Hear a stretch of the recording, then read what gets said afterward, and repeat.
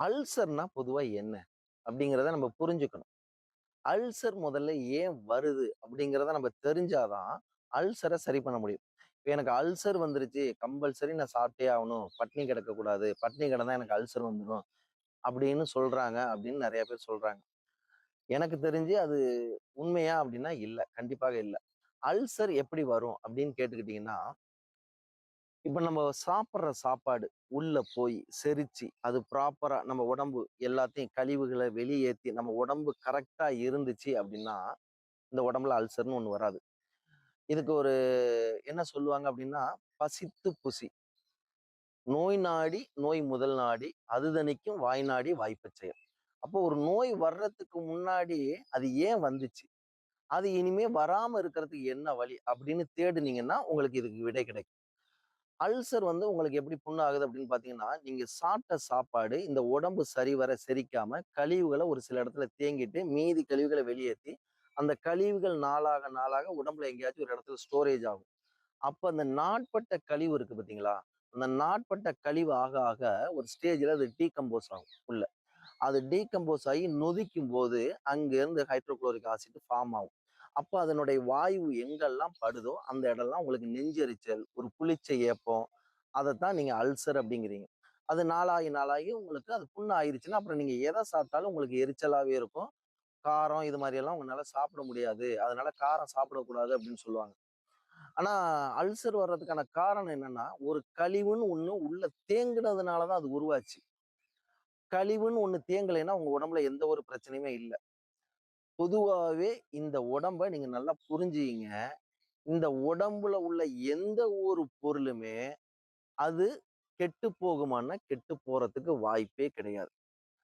அந்த உடம்புக்கு தேவையான ஆற்றல், அந்த உடம்புக்கு தேவையான பற்றாக்குறை கூடுனாலும் பிரச்சனை, குறைஞ்சாலும் பிரச்சனை. இதனால தான் ஒரு இடத்துல பிரச்சனை, ஒரு நோயின்னே ஒண்ணு உருவாகுதே தவிர, இந்த உடம்புக்கு தேவையானது கிடைச்சிருச்சு, அதுக்கு கரெக்ட்டா இருக்கு அப்படின்னா, உங்க ஆயுள் காலத்துக்கு ஒவ்வொரு உடம்புக்கும் ஒவ்வொரு ஆயுள் காலம் இருக்கும். அது என்னவோ அதுவரையும் உங்கனால பெர்ஃபெக்ஷனா வாழ முடியும்.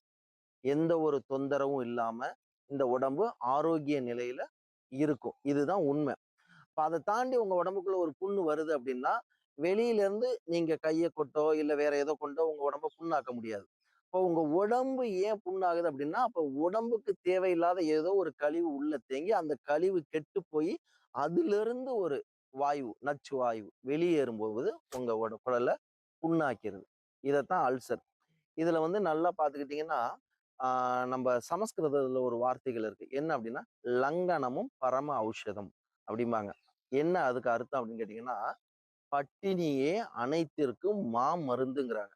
நம்மளுடைய முன்னோர்கள் சொன்ன வார்த்தை என்னைக்குமே பொய்யானதில்ல. இப்ப முன்னோர்கள் என்ன சொல்றாங்க? லங்கனமும் பரம ஔஷதம். அப்படின்னா, பட்டினி இருக்கிறது தான் இந்த உலகத்திலேயே மாமருந்துங்கிறாங்க.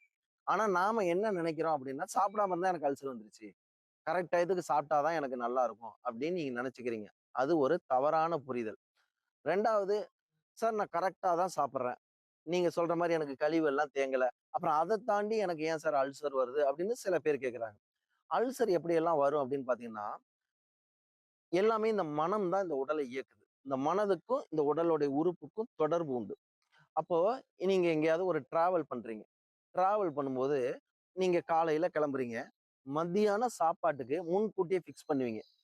மத்தியானம் சாப்பிடணும். என்ன சாப்பிடலாம்? எங்க சாப்பிடலாம்? சரி, ஓகே. இந்த ஹோட்டல்ல இந்த பொருள் சாப்பிடலாம் அப்படின்னு உங்க மைண்ட் முடிவாகும்போது, இந்த மனமும் அதுக்கு பதிவாயிரும். இந்த மூளைக்கு ஆர்டர் குடுத்து, இந்த உடம்பு அதுக்கு தயாராயிரும். ஓகே, 12 மணிக்கு இந்த இடத்துல இந்த சாப்பிட போறாங்க அப்படின்னு ரெடியா இருக்கும். அப்ப நீங்க 12 மணிக்கு போய் அந்த ஹோட்டல்ல நிப்பாட்டி பார்க்கும்போது அந்த ஹோட்டல் மூடிருச்சு. அப்போ இந்த உடம்பு அந்த டயத்துக்கு நீங்க என்ன நினைச்சீங்களோ அதுக்கு இங்க ஹைட்ரோகுளோரிக் தயாராகுறதுக்கு ரெடி ஆயிரும். ஆனா அந்த ஹோட்டல்ல நீங்க நினைச்ச சாப்பாடு உங்களால சாப்பிட முடியல. Hotel close. அப்ப என்ன ஆகும்? அந்த வாயு இந்த உடம்பு ஃபுல்லா பரவ ஆரம்பிக்கும். அப்போ உங்களுக்கு புண்ணாகுறதுக்கு வாய்ப்பு இருக்கு. இப்ப இந்த புண்ணை யாரு உருவாக்குனது? நீங்க சாப்பிடாததுனால இல்ல. நீங்க நினைச்சீங்க இல்லையா? இத்தன மணிக்கு இன்ன பொருள் சாப்பிடுவோம் அப்படின்னு. அப்ப இந்த மூளை அத பதிவு பண்ணிரும். ஓ! இத்தன மணிக்கு இந்த பொருள் இந்த உடம்புக்குள்ள வரப்போகுது. அப்ப அதுக்கு தயார் நிலையில கரெக்ட்டா இருக்கும். அப்ப அந்த தயார் நிலையில இருக்கும்போது நீங்க அந்த பொருளை கொடுக்கலைன்னா அதுக்கு உண்டான அந்த ஹைட்ரோகுளோரிக் ஃபார்ம்ல உள்ள அந்த நச்சு வாயு இந்த உடம்புல பரவ ஆரம்பிக்கும். அப்ப அந்த காத்து படுற இடமெல்லாம் புண்ணாயிரும். இது ஒரு வாய்ப்பு. 2வது, நீங்க கரெக்ட் டைம் சாப்பிட்டு சாப்பிட்டு சாப்பிட்டு பழகி இந்த மனசுக்கு பதிவாகி கரெக்டா அந்த டயத்துக்கு பசிங்கிற மாதிரி உங்க உடம்புல ஒரு ஃபீல் ஏற்படும். அப்ப நீங்க அதை சாப்பிடலைனாலும் அந்த உங்க எண்ணம், ஐயோ என்ன சாப்பிடலையே எதுவும் சாப்பிடணுமே அப்படின்னு நீங்க நினைக்க நினைக்க அதுக்கும் இந்த உடம்புல ஹைட்ரோகுளோரிக் ஃபார்ம் ஆகும். அப்ப இது மாதிரியான பழக்க வழக்கங்கள்னாலதான் உங்களுக்கு அல்சர் ஏற்படுதே தவிர பட்டினி கிடந்தா எனக்கு அல்சர் வருமா அப்படின்னா வராது. அப்ப நீங்க நல்லா புரிஞ்சுக்கிங்க. உங்க மனசுதான். உங்க மனசுல இருந்து இந்த சாப்பிடணும், கரெக்ட் டயத்துக்கு சாப்பிடணும், இல்ல இந்த பொருள் சாப்பிடணும் முன்கூட்டியே எதுவும் பிளான் பண்ணாதீங்க. இதுக்கு தான் நாங்க சொல்ற வார்த்தை என்னன்னா, பசித்து புசி. உங்களுக்கு எப்ப உணவு தேவையோ, அப்ப இந்த உடலுக்கு நீங்க குடுத்தீங்கன்னா, இந்த உடம்பு அத உள்வாங்கி அதுக்கு தேவையான ஆற்றல் எடுத்துக்கிட்டு சரியாகும். இப்போ ஒரு உடம்புக்குள்ள ஒரு பிரச்சனை வருதுன்னு வச்சுங்களேன், இந்த உடம்புக்குள்ள எப்படி பிரச்சனை வரும் அப்படின்னா, மிகினினும் குறையினும் நோய் வந்து சேரும்னு சொல்றீங்க. அப்படிதான் முன்னோர்கள் சொல்லியிருக்காங்க. மிகினினும் குறையினும் நோய் வந்து சேரும். அப்ப இந்த உடம்புல ஏதோ ஒரு ஆற்றல் கூடுனாலும் பிரச்சனை, குறைஞ்சாலும் பிரச்சனை. இப்ப இந்த உடம்புக்குள்ள ஒரு புண்ணு வர்றதுக்கு காரணம் என்னன்னா, இந்த உடம்புக்கு தேவையான ஆற்றல் ஒண்ணு கூடி இருக்கலாம், இல்லைன்னா குறைஞ்சிருக்கலாம். அது என்னன்னு நீங்க கண்டுபிடிக்கணும். இந்த உடம்புக்கு தேவையான ஆற்றல் சத்து. இப்ப ஏதோ ஒரு சத்து கூடுனாலும் பிரச்சனை, குறைஞ்சாலும் பிரச்சனை.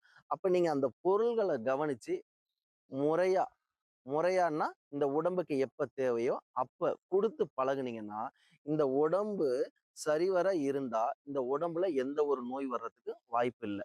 அப்ப அல்சர் சரியாகுமா அப்படின்னா கண்டிப்பாக சரியாகும். இந்த உடம்புல என்ன ஆற்றல், இந்த என் உடம்புல இப்போ ஒரு பிரச்சனை இருக்கு, அப்ப அதை சரி பண்ணணும், அப்ப என் உடம்புக்கு ஒரு ஆற்றல் தேவைப்படுதுன்னா அந்த ஆற்றல் என் உடம்புக்குள்ள போயிடுச்சுன்னா எல்லா செல்லும் புதுப்பிக்க ஆரம்பிக்கும். புதுப்பிக்கும் போது இந்த உடம்புல உள்ள பிரச்சனைகளை இந்த உடம்பு தன்னைத்தானே சரி பண்ண முயற்சி பண்ணும். இதை நீங்க புரிஞ்சுக்கிட்டீங்கன்னா மருந்து மாத்திரை தேவையில்லாம அல்சரை நிரந்தரமா குணமாக்கலாம். நன்றி.